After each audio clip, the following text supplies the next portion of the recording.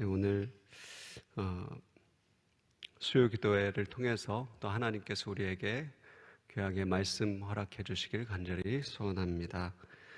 많은 사람들이 흔히 이렇게 하는 말이 있죠. 어떤 말을 하냐면은 사람은 고쳐 쓰지 않는다.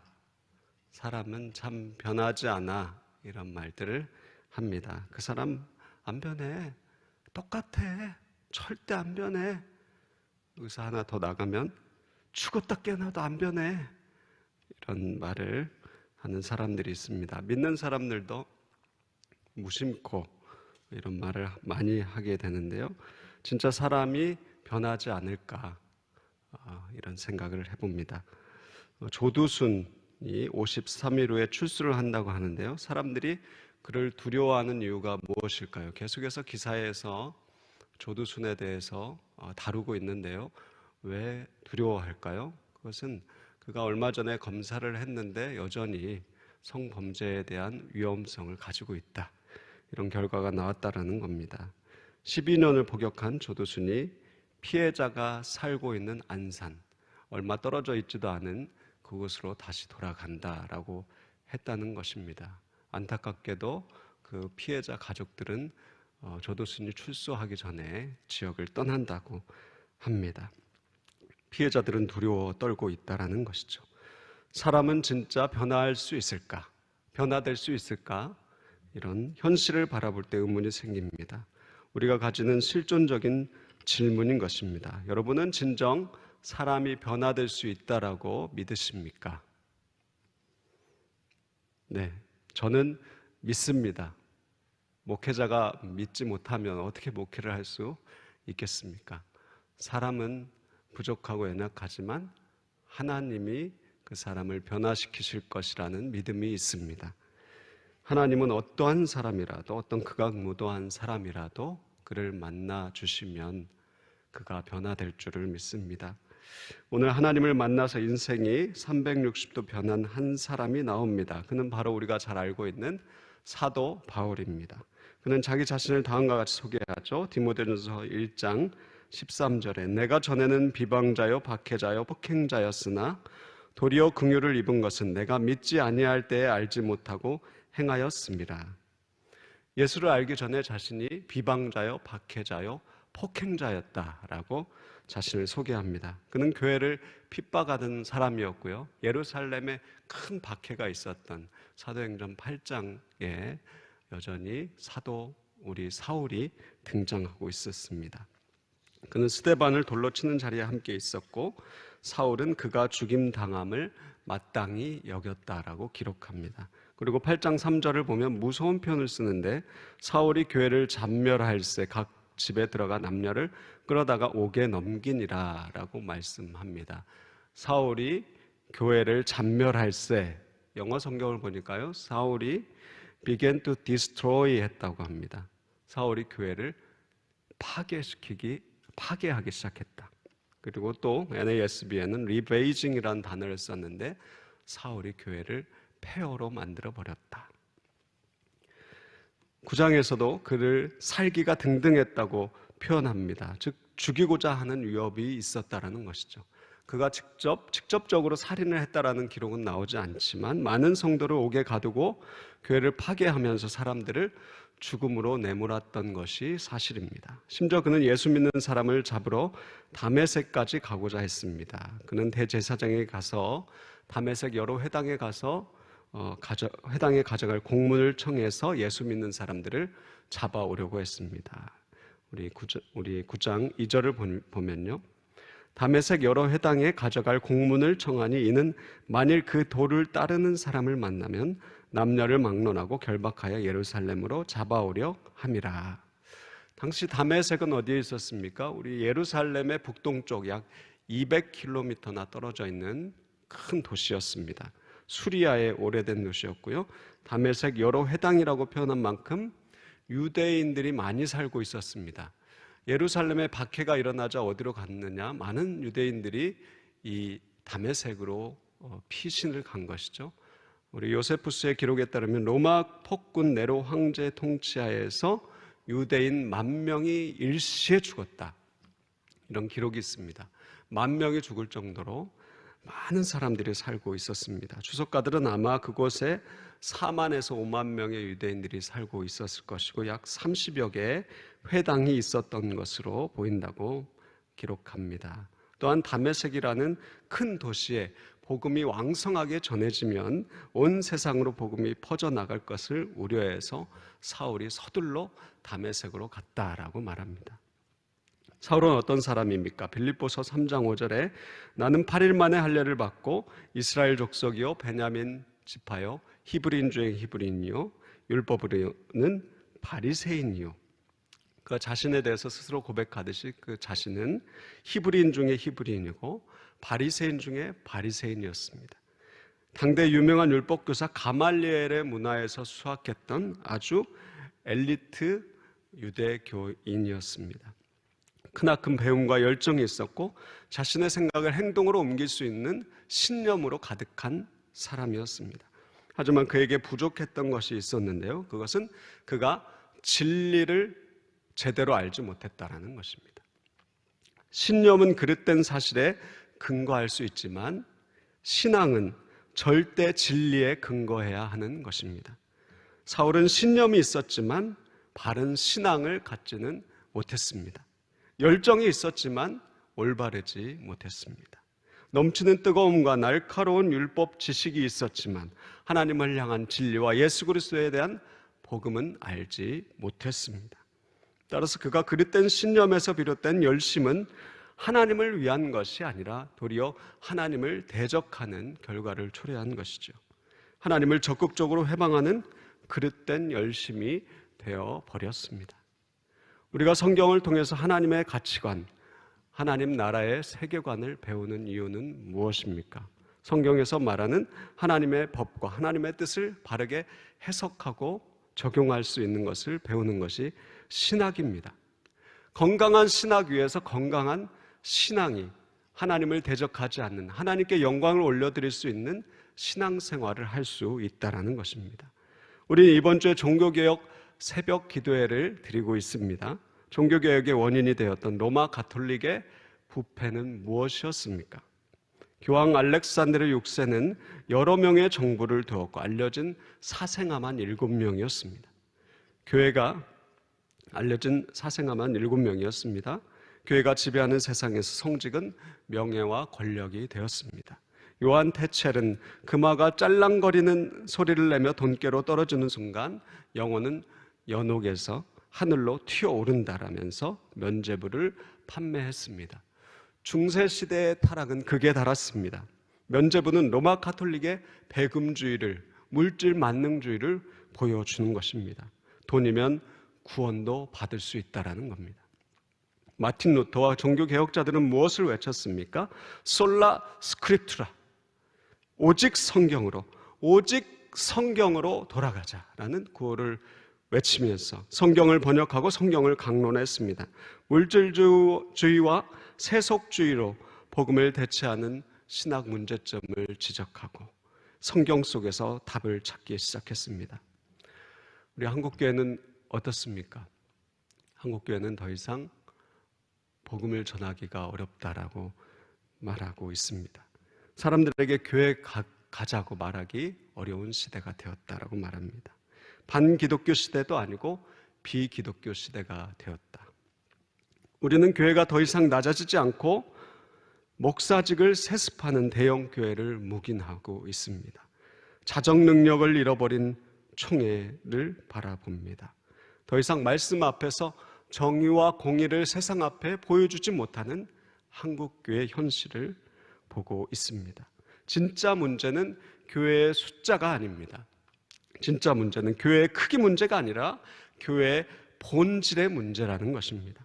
그래서 건강하지 않은 병든 교회가 너무 많으며 열정은 있지만 방향이 잘못되었다라는 것입니다. 우리는 하나님의 진리 앞에 정직하게 반응하기를 원합니다. 말씀 앞에 정직하게 반응하고 더 큰 교회와 숫자와 물질과 인기를 추구하는 것이 아니라 한 영혼을 그리스도의 제자로 세우는데 열정을 바치기를 원합니다. 하나님을 사랑하고 이웃을 내 몸과 같이 사랑하는 아름다운 교회로 주님의 몸된 교회로 세우는 데 최선을 다하면 좋겠습니다. 인천 강화도의 한 교회가 무인 가게를 시작했는데요. 그 가게 이름은 우리 섬 가게입니다. 목사님이 성도들과 함께 구멍가게를 하자고 했을까요? 강화의 아차도라는 섬에 있는 가게입니다. 그 섬에는 우리 물건을 살 수 있는 곳이 없었습니다. 가게가 하나도 없습니다. 그래서 사람들이 물건을 사려면 강화도로 나가야 되는데요. 강화도로 나가는 것도 어렵고, 섬에 있는 분들은 다 어르신들이고, 그리고 택배비를 더 들여가지고 섬으로 물건이 도착하면 그걸 가지러 또 멀리까지, 선착장까지 내려가야 했습니다. 너무 불편했던 것이죠. 목사님이 이걸 보시고 무인 가게를 시작합니다. 누구나 와서 생필품을 살 수 있게 한 것입니다. 간신히 수익금이 조금 나는 것으로 계속해서 근근히 운영을 했습니다. 하루는 회사의 후원으로 아이스크림 기계가 들어오게 되었는데요. 그날 아이스크림이 엄청나게 많이 팔렸답니다. 우리 어르신들이 너무나 좋아한 것이죠. 이 교회는 바로 지역의 필요를 보았습니다. 교회가 무엇을 해야 되는지를 본 것입니다. 내가 하고 싶어서 한 것도 아니고, 나의 유익을 위한 것도 아니고, 돈을 벌려고 한 것도 아니었습니다. 단지 그들을 사랑하기 때문에, 하나님께서 허락하신 지체들을 사랑하기 때문에 육지에 가서 물건을 사오며 성도들을 섬긴 것입니다. 지역사회를 섬겼던 것입니다. 코로나 시대 우리에게 필요한 것은 무엇입니까? 제2의 종교개혁이 필요하다고 말합니다. 열정이 필요하죠. 하지만 더 중요한 것은 올바른 열정입니다. 기독교에 대한 바른 가치를 가지고 바른 목적과 방향을 갖는 것입니다. 배금주의와 물량주의와 인기와 명예를 추구하는 우리 안에 수많은 잘못된 신념들을 버려버리고 불로써 정금같이 단련되고 재련되는 귀한 아름다운 신앙으로 거듭나기를 원합니다. 하나님께서 우리가 더 낮아지고 더 겸손해지고 더 사랑과 섬김을 실천하는 교회가 되기를 원하십니다. 큰일이 아니더라도 아주 작은 것 하나, 작은 가게 하나를 하더라도 제대로 올바르게 바르게 바른 방향으로 하기를 원합니다. 우리 주님 앞에 잘하였도다 착하고 충성된 종아라는 말씀을 들을 수 있는 저 여러분 되시기를 간절히 소원합니다. 우리 3절과 4절 말씀을 계속해서 읽어보겠습니다. 시작. 사울이 길을 가다가 다메섹에 가까이 이르더니 호련히 하늘로부터 빛이 그를 둘러 비추는지라. 땅에 엎드려져 들음에 소리가 있어 이르시되 사울아 사울아 내가 어찌하여 나를 박해하느냐 하시거늘. 아멘. 하나님께서 다메섹으로 향하는 사울에게 나타나셨습니다. 빛을 비추어 주셨습니다. 그리고 말씀하십니다. 사울아 사울아 내가 어찌하여 나를 박해하느냐. 돌이켜보면 사울이 언제 예수님을 박해했습니까? 사울은 무엇을 했습니까? 예수님을 박해하지 않았습니다. 그죠? 예수 믿는 사람들, 그 도를 따르는 사람들을 쫓아가서 잡아서 데려왔죠. 결박했습니다. 주님은 말씀하셨습니다. 사울아 사울아 내가 어찌하여 나를 박해하느냐. 나는 내가 박해하는 예수라. 우린 여기에서 정말 중요한 진리를 배울 수 있습니다. 그것은 무엇입니까? 우리 주님은 교회, 박해받는 성도들과 자신을 동일하게 여기신다는 것입니다. 성도들과 교회, 예수 그리스도 자신이 한 몸으로 여기신다라는 것입니다. 교회는 무엇입니까? 교회는 예수 그리스도의 몸입니다. 교회의 머리는 예수 그리스도입니다. 그렇다면 교회를 박해하는 것은 누구를 박해하는 것입니까? 우리 예수님을 박해하는 것이죠. 교회 안에서 사람들을 상처 입히고 이간질하고 분열시키는 것은 누구를 마음 아프게 하는 것입니까? 우리 주님을 마음 아프게 하는 것입니다. 교회를 다닌다는 이유로 남편으로 인해 핍박을 받거나 교회를 다닌다고 직장에서 손가락질을 받는다면, 세상 사람들에게 예수를 믿는다고 욕을 먹는다면 우리 주님도 함께 우리와 아파하고 계시는 것입니다. 우리 교회는 115년의 역사와 전통에 있는 광주의 모교회입니다. 광주 최초의 교회, 광주교회. 부동 방면에 세워진 광주 최초의 교회입니다. 분열하고 갈라지고 깨어진 역사를 가진 교회가 아닙니다. 화합과 하나됨으로 여기까지 신실하게 하나님을 예배하며 왔습니다. 하지만 교회 구성원인 나 자신은 어떠합니까? 나는 내 주위 한 사람 한 사람을 마음 아프게 하고 실족시킨 적은 없습니까? 마태복음 18장 6절에 누구든지 나를 믿는 이 작은 자 중 하나를 실족하게 하면 차라리 연자맷돌이 그 목에 달려서 깊은 바다에 빠뜨려지는 것이 나으니라. 성경은 실족해 한 자, 그리스도에게서 떠나게 한 자는 차라리 죽는 것이 낫다라고 무섭게 말씀하고 있습니다. 이 말씀에서 자유로울 수 있는 사람은 누구입니까? 저는 아무도 없다라고 생각합니다. 누가복음 10장에 여리고에서 강도 만난 자의 이야기가 있습니다. 제사장과 레위인들이 여리고로 내려가고 있습니다. 예루살렘에서 여리고로 내려가는 길이죠. 예루살렘은 성전이 있었습니다. 이들은 성전에서 예배를 드리고 여리고로 내려가는 길이었을 것입니다. 예배를 드린다고 하지만 거룩하게 예배를 드렸지만 죽어가는 사람의 이웃이 되지는 못했습니다. 결국 누가 그의 이웃이 되었습니까? 죄인이라고 손가락질 받던 사마리아 사람이 이웃이 되었습니다. 우리는 하나님을 믿는다고 말하면서 한 사람 한 사람을 실족해 한 적은 없는지, 아름답게 하나님을 예배드린다 하면서 거룩하다 말하면서도 사람들을 마음 아프게 한 적은 없는지 돌아보기를 원합니다. 예수 그리스도의 마음을 아프게 한 적은 없습니까? 여기에서 실족해 했다는 것은 잘못에 대해 지적했다는 것이 아닙니다. 진정한 사랑이란 잘못에 대해서 정직히 이야기하고 돌이키고 회개하는 것이 진짜 사랑입니다. 거짓 위로와 평안을 이야기하는 것이 아닙니다. 하지만 실족이라는 것은 무엇입니까? 거짓과 속임수와 당짓기와 험담과 정죄와 분냄을 통해서 한 영혼을 그리스도에게서 떠나게 하는 모든 행위를 말하는 것입니다.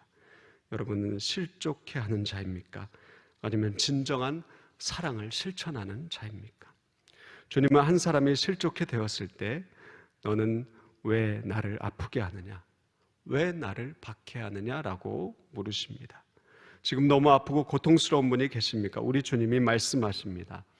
나도 너무 아프다. 너를 박해하는 것은 곧 나를 핍박하는 것이다. 너무 고통스럽지만 나는 너와 함께 할 것이다. 우리 주님이 말씀하십니다. 우리 주님의 음성을 들으시고 다시금 주님과 함께 일어나시기를 원합니다. 또한 이 시간 한 사람을 교회에서 실족해 하는 삶이 있었습니까? 돌이키시기를 바랍니다. 그리스도의 몸된 교회를 아끼고 세우는 사람이 되십시오. 한 사람을 실족해 하는 자가 아니라 그리스도의 몸된 교회를 사랑하고 주님을 사랑하고 주님의 교회를 세워가는 저와 여러분 되기를 기도합니다. 다음으로 5절 말씀인데요. 사울이 머뭇머뭇거리면서 우리 주님께 묻습니다. 같이 읽어보겠습니다. 시작. 대답하되 주여 누구시니까? 이르시되 나는 내가 박해하는 예수라. 주여 누구시니까? 주님의 음성 앞에 묻는 것입니다. 나는 하나님을 위해 걸어가고 있는데, 하나님을 위해 먼 거리를 달려가고 있는데 하나님이 그에게 호통치며 너는 왜 나를 박해하느냐라고 묻는 물음 앞에 사울이 너무 의아한 것입니다. 충격을 받았습니다. 나의 삶은, 나의 걸음은 어디서부터 잘못된 것인가? 그는 충격을 받습니다. 그것은 그의 일생을 바꾸는 사건이 되었고 그의 삶을 송두리째 바꾸게 되었습니다. 8절과 9절 말씀입니다. 사울이 땅에서 일어나 눈은 떴으나 아무것도 보지 못하고 사람의 손에 끌려 다메섹으로 들어가서 사흘 동안 보지 못하고 먹지도 마시지도 아니하니라. 사흘 동안 보지 못하고 먹지도 마시지도 아니하니라 라고 말씀하고 있습니다. 그는 사흘 동안 보지 못했습니다. 그리고 먹을 수 있고 마실 수 있었지만 먹지 않고 마시지도 않았습니다. 너무나 큰 충격을 받았던 것입니다. 스데반 사건이 떠올랐을 것입니다. 내가 스데반을 앞장서서 죽였는데 스데반이 그때 왜 그렇게 기뻐하면서 또 환한 표정으로 우리를 용서한다고 말했을까? 아, 내가 잘못된 길을 가고 있었구나. 이런 체험을 통해서 그는 예수 그리스도의 대적, 비방자, 박해자에서 주님의 신실한 종으로 변화되었습니다. 그리고 6절에 예수님께서 시내로 들어가라라고 말씀하신 것에 순종해 사람들의 손에 끌려서 다메섹으로 들어갑니다. 예수의 박해자에서 예수의 순종자로서의 첫 발걸음이었습니다. 디모데전서 3장 9절에 깨끗한 양심의 믿음의 비밀을 가진 자라야 할지니라고 말씀합니다. 집사를 세울 때 우리의 삶에 믿음의 비밀이 있어야 한다는 것입니다. 즉 하나님을 만난 인격적인 경험이 있어야 된다. 왜냐하면 기독교는 하나님을 머리로만 지적으로만 아는 것이 아니라 하나님을 경험하는, 살아계신 하나님을 체험하는 종교이기 때문입니다. 여러분의 삶 속에서는 사도 바울과 같은 식음을 전폐하는 사건이 있었습니까? 하나님을 만나는 놀라운 경험이 있으셨습니까? 부끄럽지만 제 이야기를 한번 해보고 싶습니다. 저는 부모님의 신앙을 이어받아서 모태신앙으로 태어났습니다. 이것도 못해 저것도 못해 다 못하는 그런 모태신앙입니다. 어릴 때부터 교회에서 살았고, 아주 어릴 때 교회에서 주기도문 암송대회도 나갔고, 아버지를 따라서 교회를 참 부단히 다녔습니다. 초등학교 때도 모든 수련회를 따라다녔고, 아버지와 함께 또 모든 기도원도 따라다니면서 산기도도 다녔습니다. 하지만 하나님을 인격적으로 경험하지는 못했습니다. 당연히 가야 한다, 당연히 따라가야 한다라는 막연함을 가지고 있었고 하나님을 잘 알지 못했습니다.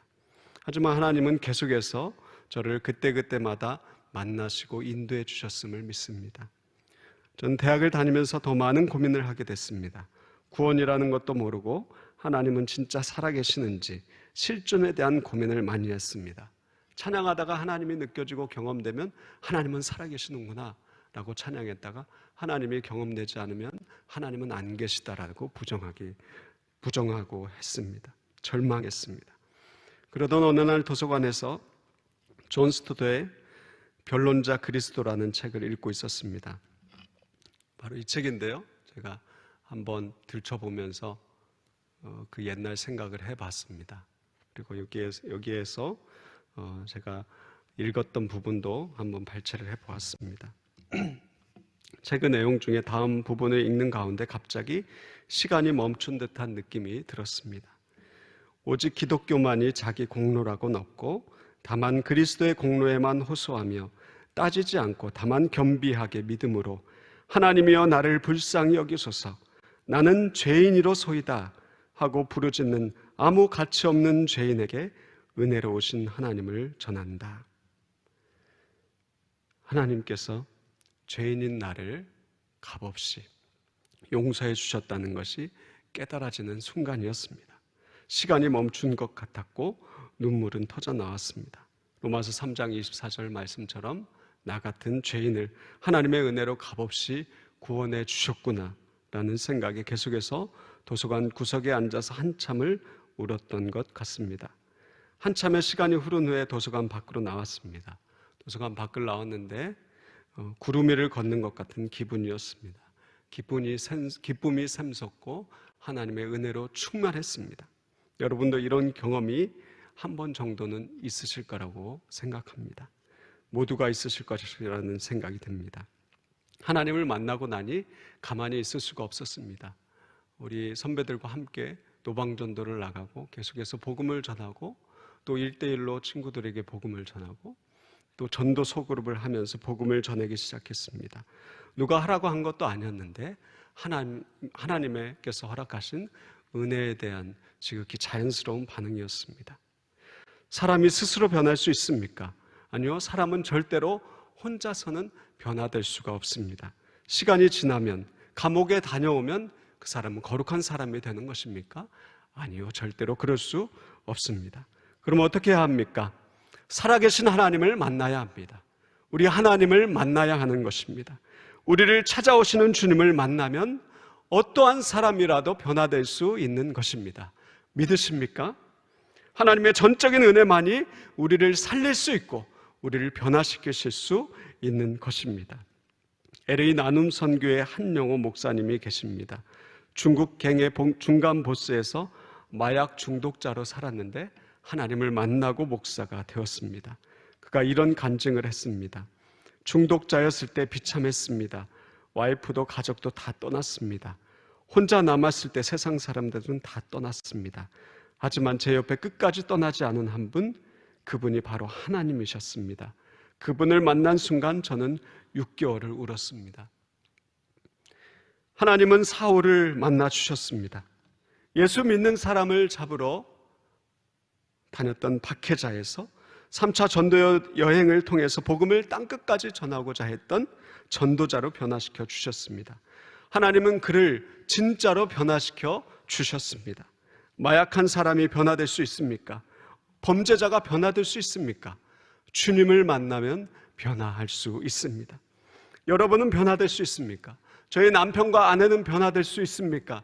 우리 자녀들은 변화할 수 있습니까? 우리 가정은 변화될 수 있습니까? 변화될 수 있습니다. 우리 주님을 만날 때, 우리를 찾아오시는 주님을 만날 때 우리는 변화될 수 있는 것입니다. 다른 것은 없습니다. 우리 주님을 만나야 하는 것입니다. 우리 이 밤에도 살아계신 하나님을 만나 다시금 새로운 사람으로 거듭나게 되는 저 여러분 되시길 간절히 축복합니다. 기도하겠습니다. 거룩하신 하나님, 감사합니다. 우리를 사랑해 주셔서 감사합니다.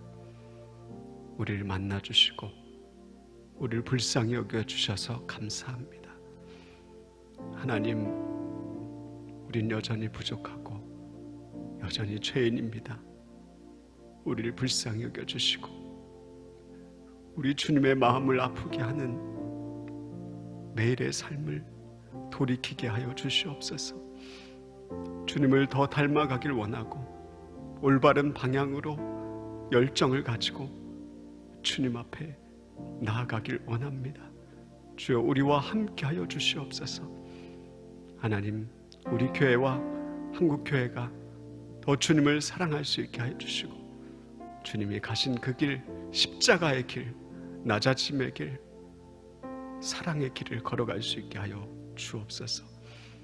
우리의 삶에 찾아와 주시고 변화되게 하여 주시고 우리가 주님을 만남으로 인하여서 새로워질 수 있도록 은혜 베풀어 주옵소서.